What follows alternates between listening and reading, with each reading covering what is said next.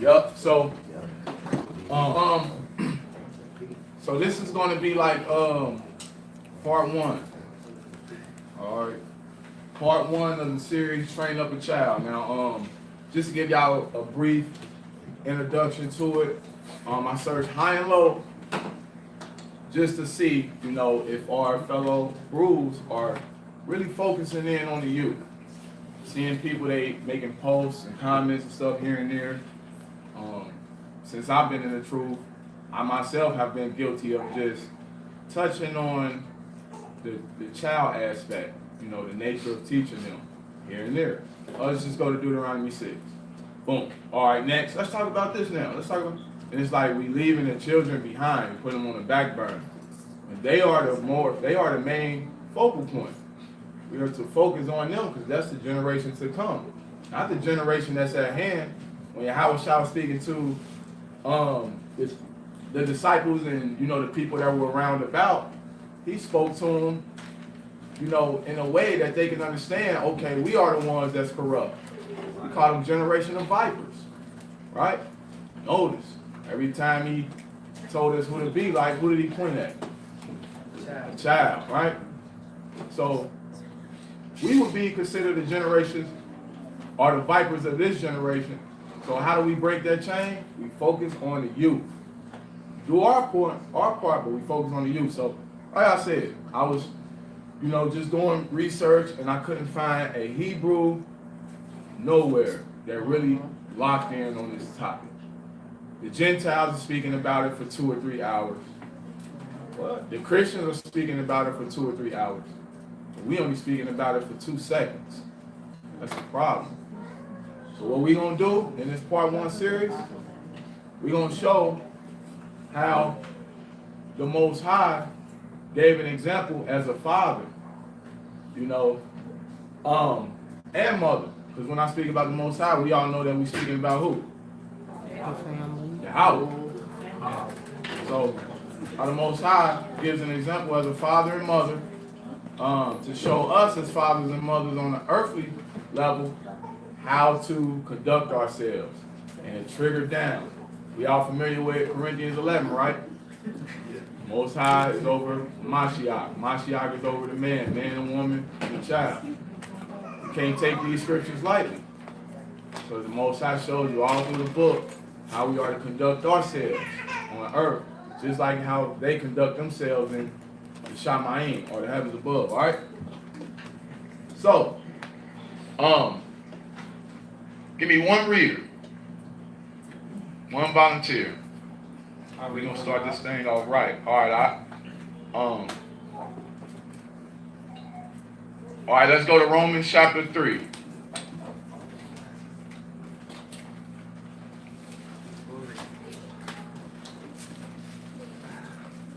And we just pray that the Most High, you know, allows every individual that are in attendance and that's viewing online, we pray that we're able to open up ourselves and humble ourselves as adults so that we can be able to see the manifestation of the scripture to show us how to train up a child. So Romans chapter 3, and we gonna all I want out of there is verse 31.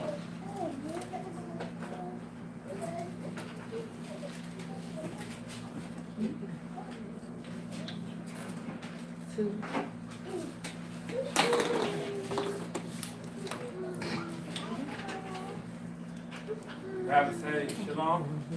Shalom. Shalom. Romans 3, verse 31. Do we then make void the law through faith? Do we then make void the law through faith? Yahuwah forbids. Yeah, we establish the law. We establish the law. There are a lot of parents that want to train up their child or their children through faith. Well, I believe that this child is going to be a movie star. For all the wrong reasons, right? I believe that this is going to happen to this child. I believe that this is going to happen, right? And they just doing it all through faith, right? But we, as brews, awakened brews, we establish the law. So we put faith and works together. So what y'all gonna realize is that this is faith and work type of thing, and this is what we are to do to ordain our children to walk in the likeness of us, to walk in the like manner of Yahweh and Yahweh. Right? So read that one more time, Mark. Romans chapter 3, verse 31. Uh-huh. Do we then make void the law through faith? Elohim forbids. Yet we establish the law. All right, so now let's go to the law. Let's go to Torah. Let's go to Genesis chapter 30.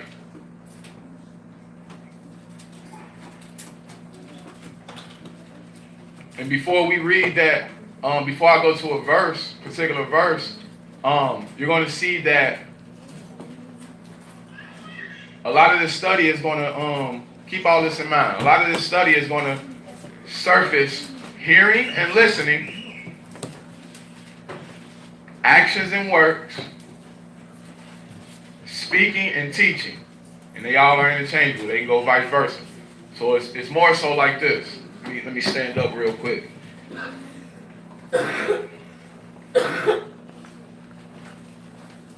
Now, I ain't Yash. I ain't doing no paleo. Just to give y'all a vision.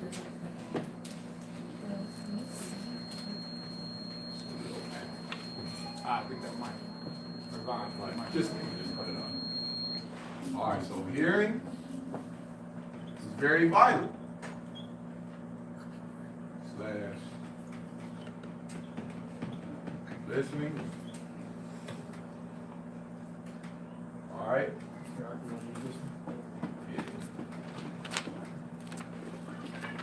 Everybody see that? Yeah. Okay.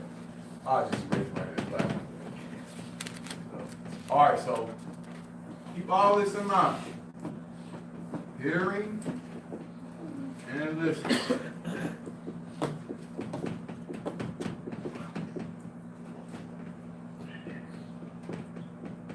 Actions / works. And I'll just put speaking first.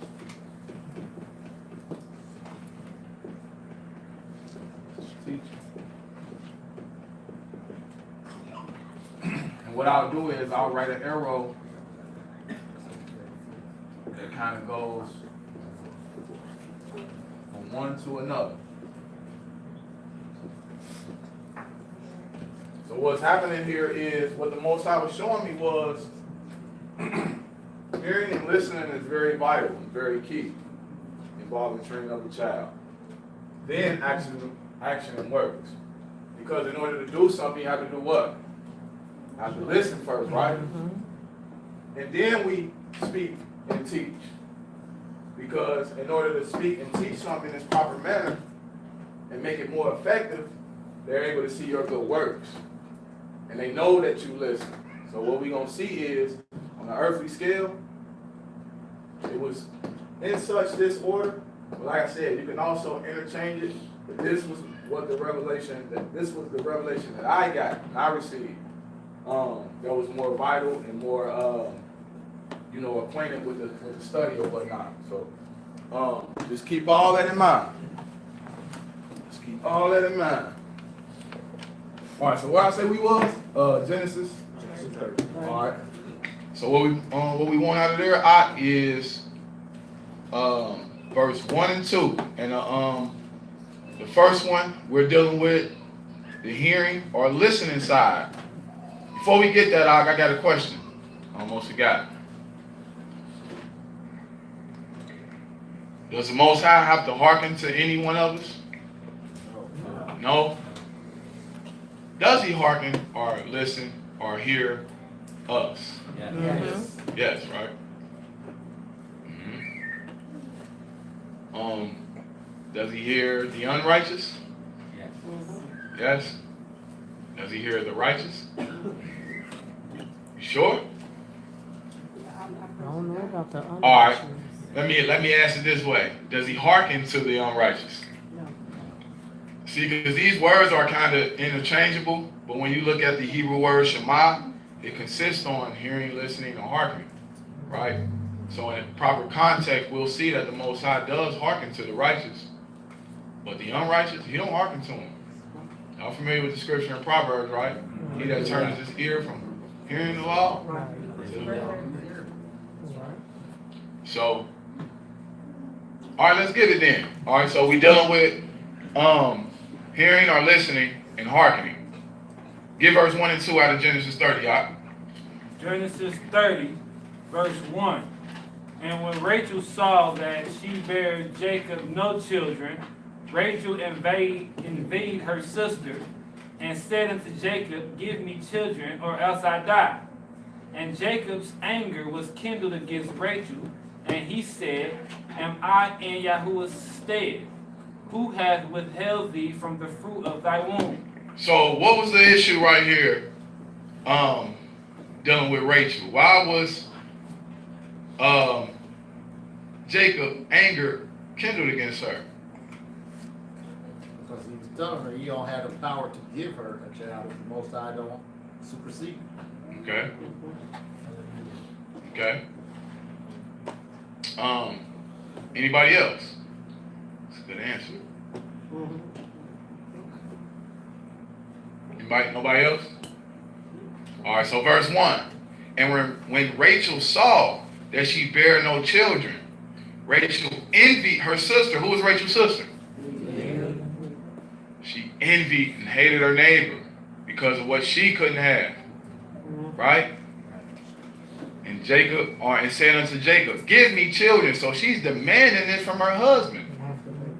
Now it's like she's out of order. Give me children or else I die. Watch what he said. Jacob's anger was kindled against her. It was like a return, you know what I mean, of recompense. Like, okay, you angry at her? Now I'm going to show you what angry is like.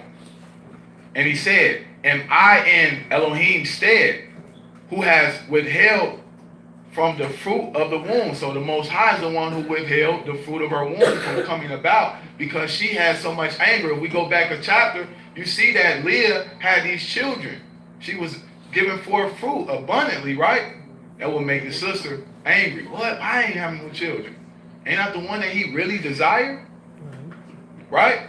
Right. So now this is a father and daughter instance happening here between the Most High and Rachel. Now jump down to verse 22. Because she got it together though.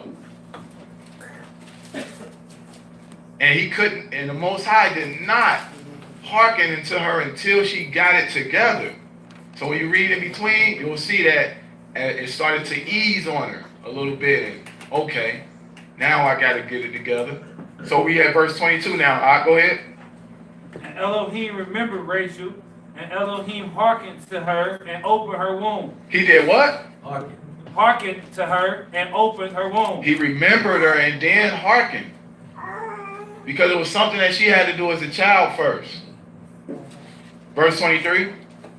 And she conceived and bare a son, and said, Elohim hath taken away my reproach. She had a reproach because her eye was evil towards her sister. Once it wasn't evil, once it let up, now the Most High can hearken to her. And then take away her reproach. Remember her and open up that womb. Now she's bringing forth children. Hallelujah. So we see that the Most High, in his own seat, is also a listener and a hearkener through righteousness though. Let's go to Exodus 16. Let's get another example. So while we're doing it in part 1 is we're building a foundation. There's going to be a lot of things that I don't cover today, but that's what we're going to leave up for part 2. We're just building a foundation.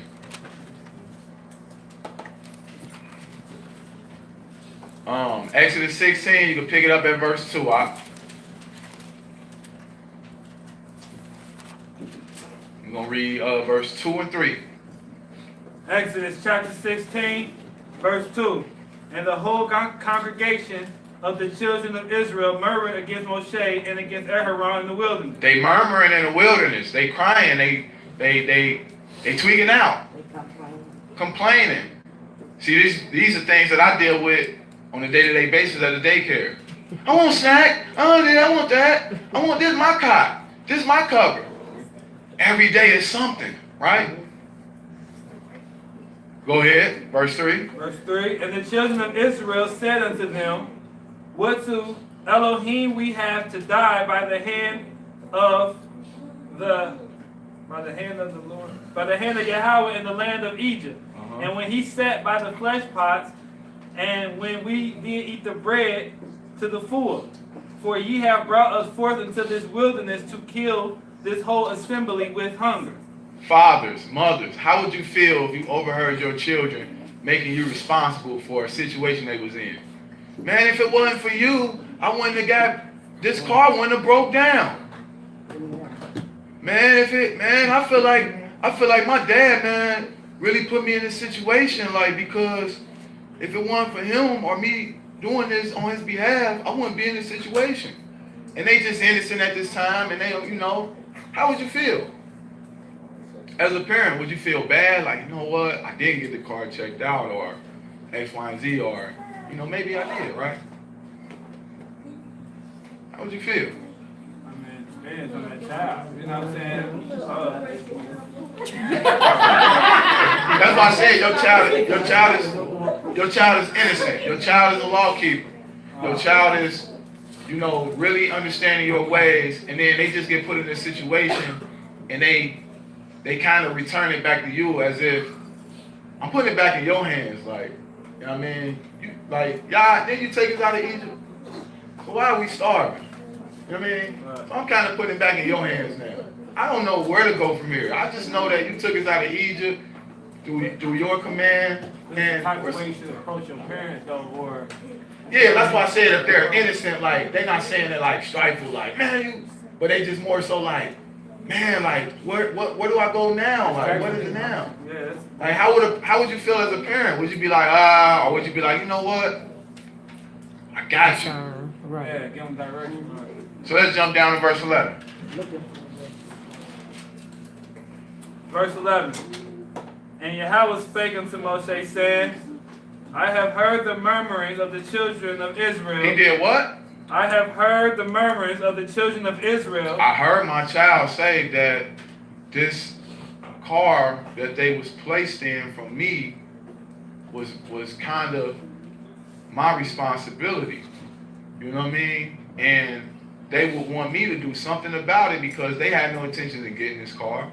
But the way that they're looking at it as a child, it's like my dad or my mother know what's good for me. I had to get back and forth to school. I had to get back and forth to work. But I don't know nothing about cars. I mean, but he does, she does, or whatever. So as a parent, you say, you know what? I heard it. I got you, right? So as the Most High looked down on the children of Israel at this time, he heard it, right? Keep reading though. Spake unto them, saying, at the evening ye shall eat flesh, and in the morning ye shall be filled with bread, and ye shall know that I am Yahweh your Elohim. So the whole thing was he just wanted to make them know that I heard you. Now let me take care of you, right? From this point on, right? All right. So those few scriptures I just wanted to throw out there to let you know, it's many more, but to let Israel know that the Most High does hearken. You know what I mean? In a righteous act, righteous order, or whatnot. All right, so now let's go to the next phase. Actions and works.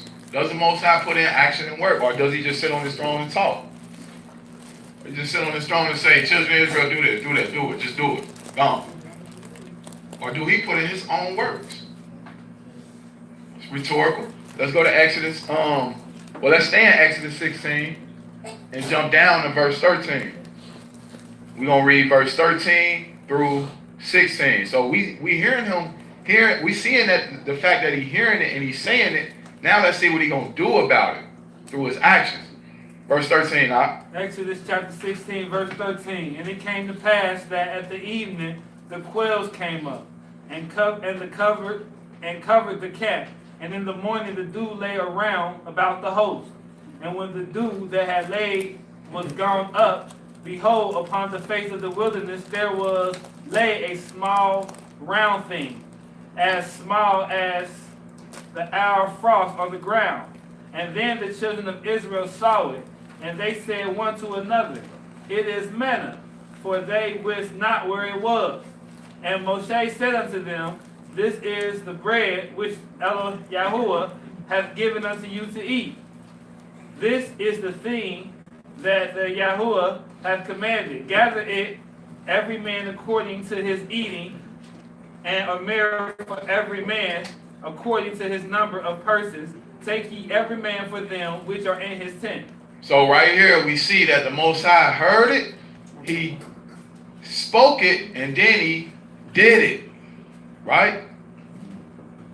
He heard it, spoke it, and did it. Alright, so we're gonna bookmark that. We'll come back to that chapter. What else did he show us that he did in Torah? Let's go to Genesis chapter 2.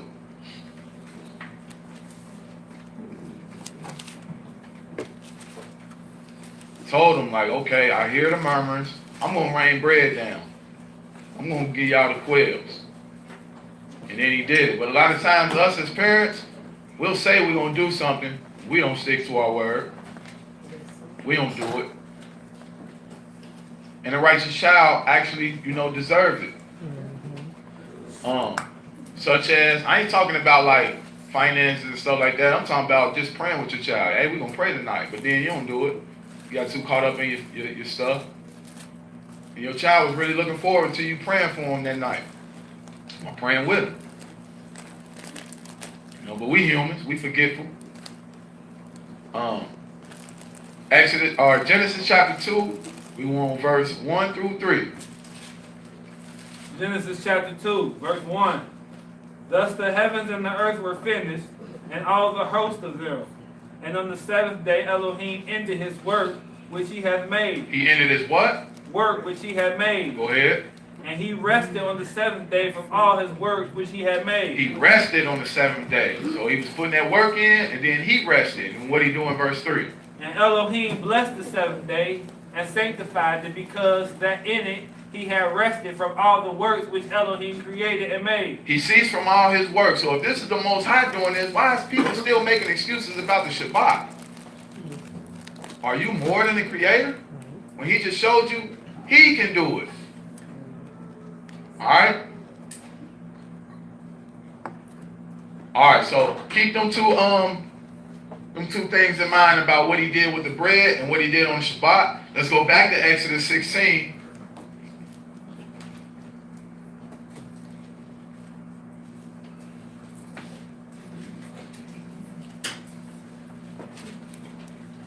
And what we want out of here is verse 4 and 5. Now we get into the teaching portion of how the Most High will teach you how to keep a statute, a law, and a command. Starting at 4? Yup, starting at verse 4. Exodus chapter 16, verse 4. Then said Yahweh unto Moshe, Behold, I will rain bread from heaven for you, and the people shall go out and gather a certain rate every day, that I may prove them whether they will walk in my law or no. So right here is, I'm going to prove and see if they really about this life. Right? But he's laying down the foundation. I heard, I did, and I taught. Or I heard and I did thus far. Now I'm about to teach you what to actually do. The same thing that I did when I created the heavens and the earth, I'm finna teach you the whole concept of that right here in this wilderness. Verse 5. Verse 5. And it shall come to pass that on the 6th day they shall prepare that which they bring in, and it shall be twice as much as they gather daily. Alright, so jump down to verse 17. Verse 17. And the children of Israel did so, and gathered some more and some less. So after he told them what to do, they went out every day gathering a certain rate. Some more and some less. Jump down to verse 21. Verse 21. And they gathered it every morning, every man according to his eating, and when the sun waxed hot, it melted. Go ahead. Verse 22. And it came to pass that on the 6th day they gathered twice as much bread, 2 or more for one man, and all the rulers of the congregation came and told Moses. Verse 23. And he said unto them, This is that which Yahweh said, Tomorrow is the rest of the holy Sabbath unto Yahweh.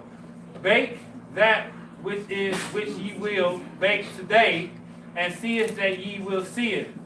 and that which remaineth lay over for you to be kept until the morning. So we'll just stop there. So right here, in a nutshell, we just seen how the Most High worked in 6 days to create the heavens and the earth and the host of them.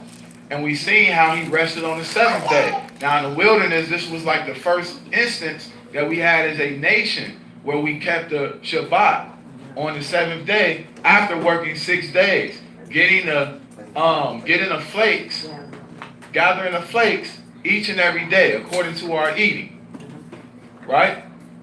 So what he was doing was on the first day he spilled it out and we gathered it, and then he replenished on the 2nd day and then we gathered, and on the 3rd day all the way to the 6th day, right? And then on the 6th day we had to gather what? Twice as much. So if Yash and his household have to gather 20 pieces of manna each and every day, then on the 6th day they got to gather 40. You know what I mean? Because he's showing us this is the work that you put in all 6 days. On the 7th day you rest. All right? So he's teaching us how to do it. Let's jump over to Exodus 20 now. He's teaching us how to do it that way. Exodus 20, and then you already know we went out of there, verse 8 through 11. Exodus chapter 20, verse 8. Remember the Sabbath day and keep it holy. Remember the Sabbath day and keep it holy. Go ahead. 6 days shalt thou labor and do all thy work. Got to reiterate it because maybe they didn't understand that they labored in 6 days in the wilderness. So I'm letting them know again. 6 days shall you labor and do all your work. But what in verse 10? But the 7th day is the Sabbath of Yahweh thy Elohim. And thou shalt do any work, thou nor thy sons, nor thy daughters, thou manservants, thou maidservants, thou cattle, nor thy stranger that is within thy gates. For in 6 days Yahweh made heavens and earth, and the sea, and all that is in them, and rested in the 7th day. Wherefore Yahweh blessed the Sabbath and hallowed it. So he heard, he acted, and he taught.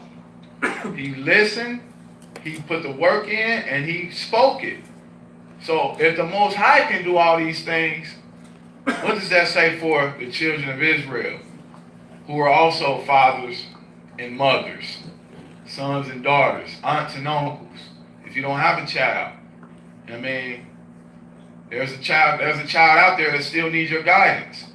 You know, when they're out wandering in the neighborhood, they still need a little dose of that truth in them. You know what I mean? So we all responsible as adults, and the children are very much responsible as children to listen, right? Right. So as the Most High hears, works, and teaches, what's the next thing for us to do? Go back full circle. Look at that chart up there. What's the next thing? He hear, work, and talk. Now what we got to do? Now it's time for us to listen, right? Let's go to Deuteronomy chapter 6. Now it's time for the children of Israel to listen.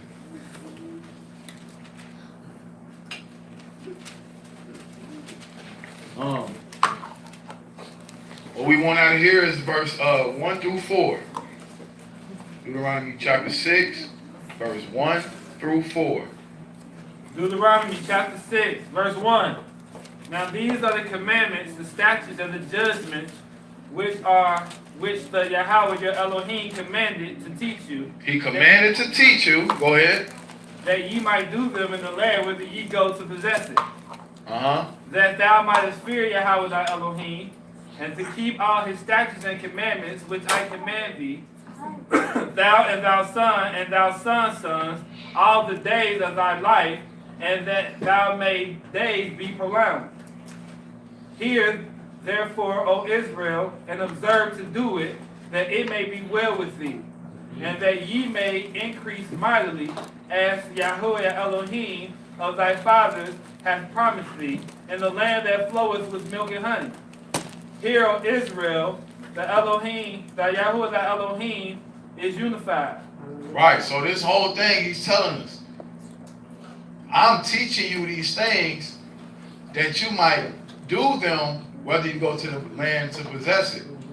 You know what I mean? And then in verse 2, that you may fear Yahweh, right? So we are to put a fear in our children, not the fear of making them scared because they won't receive it.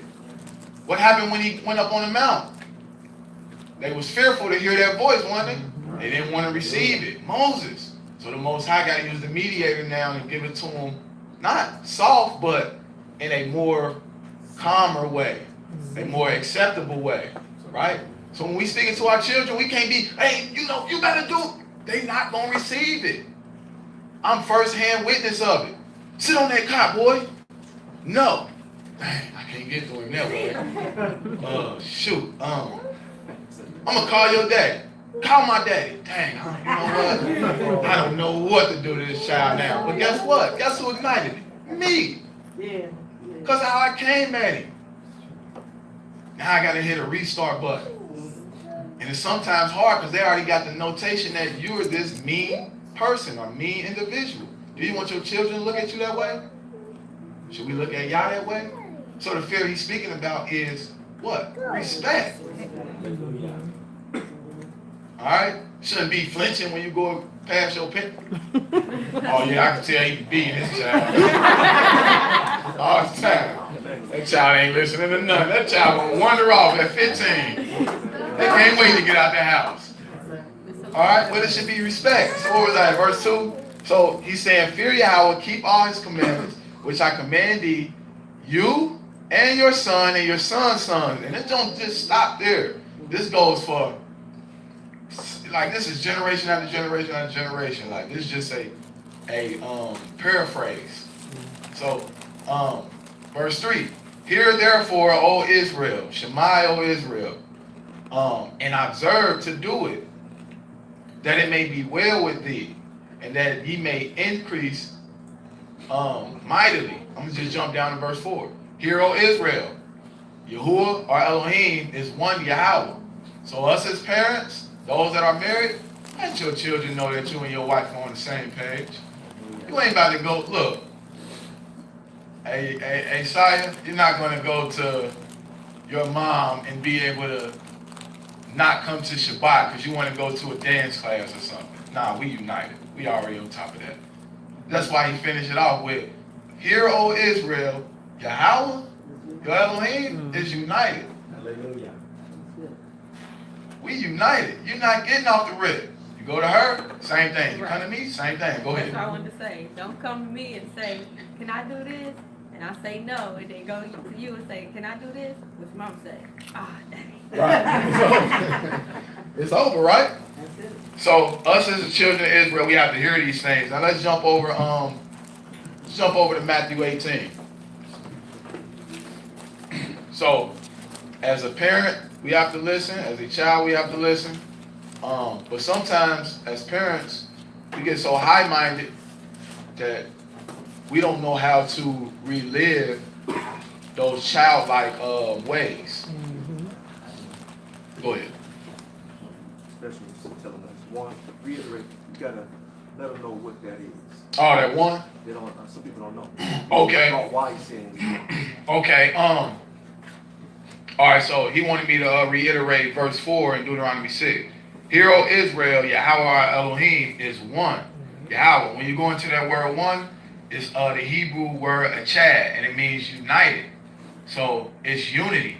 You know what I mean? They're together. They're as one. You know what I mean? Like if that kind of, yeah. Yeah, like they're a family. So basically, if me and my wife is separated at the time, and they say, yeah, the Cephas or whatnot, was here, or Cephas was here, then when I'm at the grocery store and they say Cephas was here, they might not look at it as if me and my wife is there, but when I go out to the grocery store, I represent my household in that way, like they don't really have to specify which one of the sexes was there, but I represent her wherever I go. She represents me wherever she goes. So, if that kind of makes sense. Go ahead, Bob. Still there. To the listener, what is that? Who is that family? Like that. That family is okay. I get what you're saying now. That family is Yah, which is the Father, Y, which is a mother, and Yahweh, which is a son. You know what I mean? So whenever you read in context, it may not be, like I said, it may not be speaking per se about the Most High, like the Father, in a sense, like it might be the Son, but it might mention Yahweh. So, like I said, when Yahweh Shai was visiting Moses in the burning bush, he was speaking in representation for all of them. He was united with all three in one. So, it doesn't, okay. So where was I at? Matthew 18. All right, so yeah. Matthew 18, and I think I want verse 3 through 5. So us as adults, fathers and mothers, aunts and uncles, so on and so forth, have to humble ourselves down and be just like what Yahweh said right here. So go ahead and read that out. Chapter 18, Matthew chapter 18, verse 3. And he said, Verily I say unto ye, except ye be converted and become as little children, ye shall not enter into the kingdom of heaven. Whosoever therefore shall humble himself as this little child, the same is the greatest in the kingdom of heaven. And whoso shall receive one such little child in my name, receiveth me.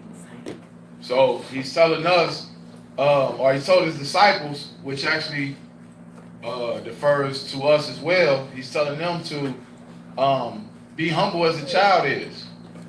You know what I mean? And it all reverts back to the children of Israel, being humble when he fed them manna in the wilderness, and he humbled them. Actually, that word humble right here, it means the same as the word humble in the Old Testament. Of course, it's in Greek, but if you look at it, it means the same. It just means to become low.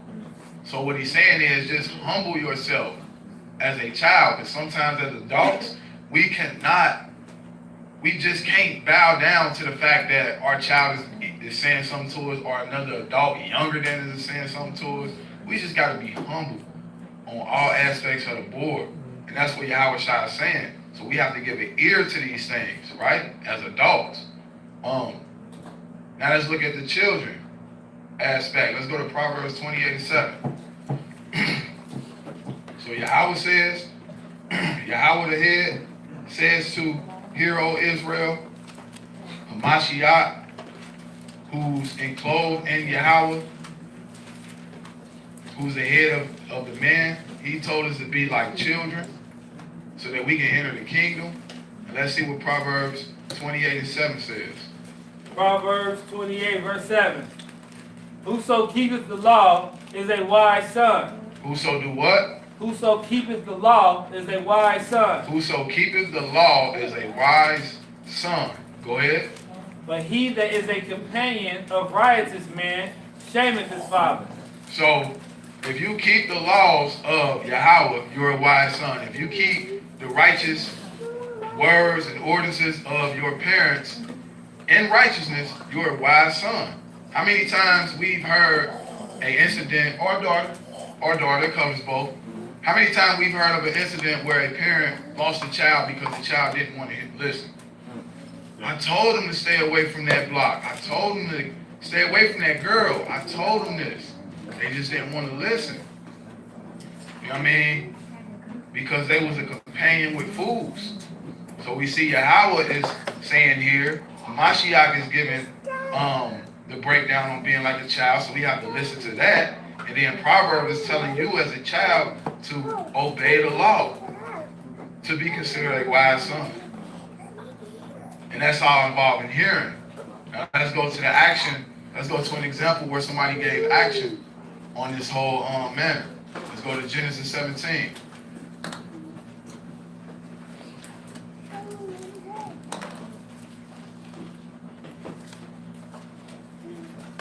Genesis 17.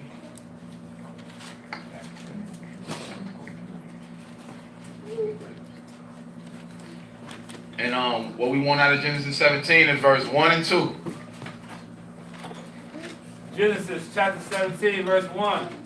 And Abram was 90 years old and 9 when Yahweh appeared to Abram and said unto him, I am Almighty Elohim, walk before me, and be thou perfect. The reason why I touched on Matthew 18 being like a child is because Abraham was 90 years old, right? And I don't care what time frame they want to put it in, saying, oh, that 90 years old was really like 19. I've heard people say that crazy stuff, right? When a person is up in that age, they get stuck in their ways. That's why I gave the example about humbling ourselves as children, being able to listen, you know, and diligently seeking out these things, and you know what I mean, doing as the righteous father speaks, right? He was 99 years old. How many 99-year-olds you know are going to double back and do certain things if they in their right mind? They probably just going to sit there and look at you like, nah, I'm not doing that. How many 80-year-olds you know in their right mind to do it? 70, 60, 50, 40. We keep going down the line. I was got 20. We keep on going down. I'm grown. What's this little 16-year-old telling me? Keep the laws. What? You know, I need to be telling you something, right? Where was we at? Verse 2. And I will make my covenant between me and thee, and I will multiply thee exceedingly. Go down to verse 10.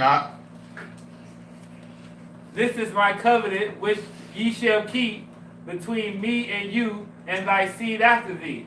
Every man-child among ye shall be circumcised. Real simple, right? Every man-child among you shall be circumcised, right? Go down to verse 23. Let's see what happened.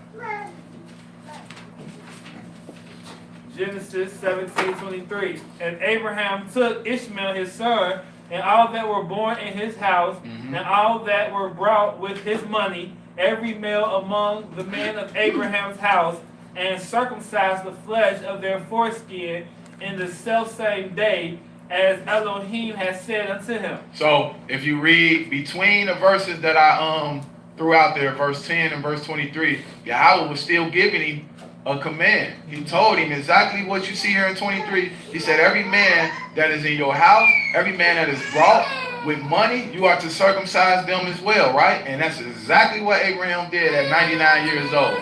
So I got news for a lot of our elders who may not be attentive to the information.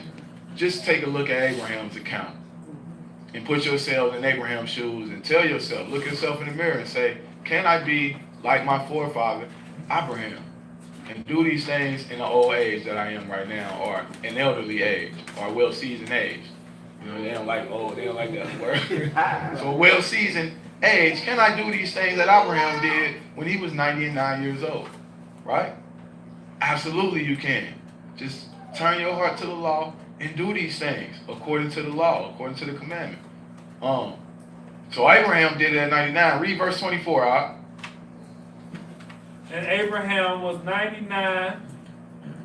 years old at 9 when he was circumcised in the flesh of his foreskin. So he even went back, humbled himself down at that age and said, I need to do me. Ishmael was 12. The commandment was you had to be 8. A lot of our people this day, bro, the law don't say you got to be 8 days old. I'm not doing that, bro. But Abraham took the time and said, I'm going to go back and do me.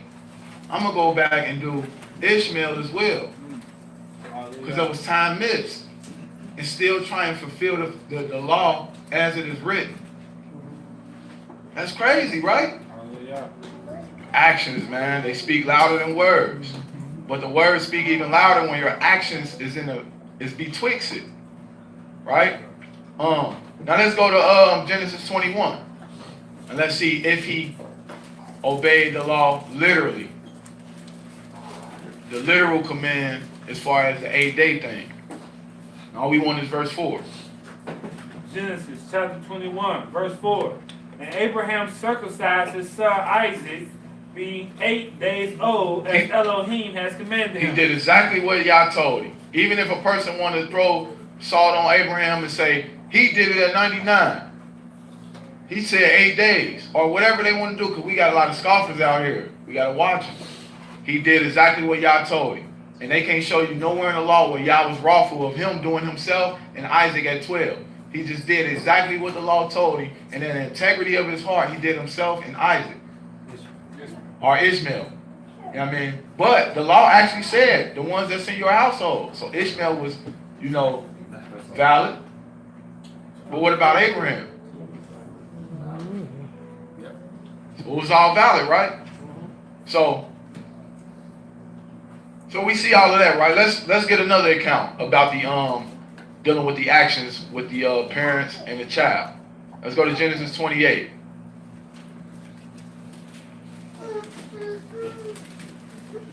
Genesis 28. And what we want out of there is verse 1 and 2.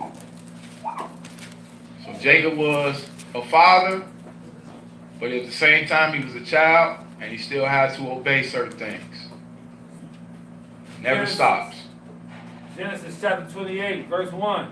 And Isaac called Jacob and blessed him and charged him and said unto him, Thou shalt not take a wife of the daughters of Canaan. So Isaac told Jacob this, right? His father, right? Read verse 2.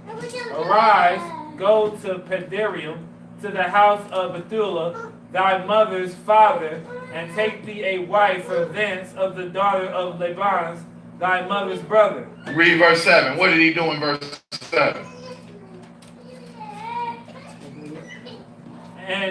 And that Jacob obeyed his father and his mother, and was gone to Pedarium. He obeyed his father and mother and went there. Who was his wives? Rachel, Leah, Zilpah, and Bilhah. Now Rachel and Leah would have been considered what? Mesopotamians from Laban. Zilpah, I always mix these two up. Zilpah and Bilhah, I can't get the accurate location where they were, but one of them was a Syrian, one of them was like a Palestinian, or so to speak. They wasn't Canaanites. He did exactly what his father told him. And then Isaac actually did what Abraham suggested or commanded. Because Isaac told his servant in a couple chapters before, he told his servant, man, you better swear by the Elohim of heaven that you ain't gonna allow my son or allow my son to mess with a daughter of Canaan. Because he was older, so it's like, look, I'm dying, like you better, hey. And it was like, it went from Abraham down the line, like, don't do it at the place that I dwell, do it at another place. You know what I mean? So the commandment was through the father, his son, and his other son. So therefore it fulfills what we see in Deuteronomy. Teach it to your son and your son's sons, and so on and so forth, right? So we see actions being placed in the making right here. Now let's just go to the last portion of it all, which is just building a foundation of training up a child. Let's go to Deuteronomy chapter 11, and what we want is verse 18 through 20. Now this is a teaching and speaking portion. So now that we're able to see an account of the Most High hearing, doing, and teaching, as He teaches, we hear, and as we hear, we do. And as we do, now can be a more effective way of teaching the children the guidelines of the law. How much time on there? 48:17. Okay. All right, Deuteronomy 11, verse 18 through 20. This is the teaching side of it. Deuteronomy chapter 11, verse 18. Therefore shall ye lay up these words in your heart and in your soul, and bind them for a sign upon your hand, that ye may, that may be as frontlets between your eyes. And ye shall teach them your children, speaking of them when thou sittest in thy house. When you sittest in your house, go ahead. And when thou walkest by the way. When you walkest by the way. When thou liest down, and when thou risest up. Hallelujah. And thou shalt write them upon thy doorposts, and upon thy house, and upon thy gates, that your days may be multiplied, and the days of your children, in the land which Yahweh sware unto your fathers to give thee, as the days of heaven upon the earth. That was all. That was it. Just 18 through 20. So that was my bad. So how can we be an effective teacher to our children if we haven't even heard what the Most High is requiring? We haven't even hearkened to what the Most High is requiring. And if we have not done what we've heard and hearkened to, or are we doing the opposite? Listening to all this type of corruption, but expecting our children to listen to Yah music. and recite these words, but we listening to all this bloodshed right before their eyes and wondering, I don't know why they walking around cussing and doing all this vow speaking and all of that. That's because you doing it. Are you putting them in a place to do it? You have to give them a more effective way by you showing them. And then when you teach them, it'll be like, oh, it'll register in. Genesis 18, verse 17 through 19 is the last verse on part 1, and then I'll just elaborate on what's to come slightly. So we teach as we do. We do as we hear. My bad. Wrong. Genesis 18. My bad, y'all. Genesis 18, 17 through 19. Ready? Yep. Genesis 18, verse 17. And Yahweh said, shall I hide from Abraham that thing which I do, seeing that Abraham shall surely become a great and mighty nation, and all the nations of the earth shall be blessed in him? Watch what he say in 19. For I know him. Who knows the Most High, and who can say that the Most High knows them? Hallelujah. He that says, I know him and keepeth not his what? His law is a liar, right? Him and Abraham got a personal relationship. Go ahead, Ak. Verse 19. For I know him, that he will command his children. He will do what? He will command his children Go ahead. and his household after him, that they shall keep the ways of Yahweh, to do justice and judgment, that the Yahweh may bring upon Abraham which he hath spoken unto him. So right here we saw that Abraham heard his voice, Abraham did, and Abraham commanded. And through all of that, the Most High said, I know him. Hallelujah. It was attributes that Abraham had before he just went and taught Isaac and taught Ishmael and so on and so forth. Abraham was getting up early in the morning when the Most High was telling him to do stuff. Abraham ain't had no doubt within his heart. He told you, who all in here would take their son to an altar? Abraham did it with no question. Let's get it. So through him hearing, through him doing and teaching, the Most High built that relationship betwixt time, before and after, because he already had it set in stone that Abraham was going to be this forefather for the nation of Israel. And we are to walk in the ways of righteousness, right? So let's walk in the ways of our forefathers, Abraham, Isaac, and Jacob, and do as they done. Hear as they heard, do as they done, and teach as they taught. And then let the Most High give an account and say, I know that brother, I know that sister, for they will command the children of their household and after. So, real quick, I know I didn't get into, the gifts and the penalties of a child not hearkening or hearkening. That's going to be in part 2. I know y'all waiting on it. I know y'all waiting on to hear the whole thing about sparing a rod. You know what I mean? Brother asked me that, like, yeah. So when do we include sparing a rod, or hitting them with the belt? When do we include that? And I told him, I said, well, when do you include the Most High hitting you with the rod? Yeah, don't be so quick to whoop these kids, because you don't want that spiritual whooping from the Most High, do you? Or physical, because there was also some physical whipping in the Torah as well. So that's all going to be set forth for part 2. But this is more so just scratching the surface, building a foundation on it, and just letting it be known that we have to hear, do, and teach as the Most High Yahweh done. So to all the viewers that tuned in, pray that this lesson was, very much edification to you all. I pray that y'all continue to tune in to Israel Now and subscribe. I pray that you are able to do research and seek out things diligently. Give me some feedback on what you thought. And from there, we just say shalom, shalom. Hallelujah. So for Israel Now, I'll just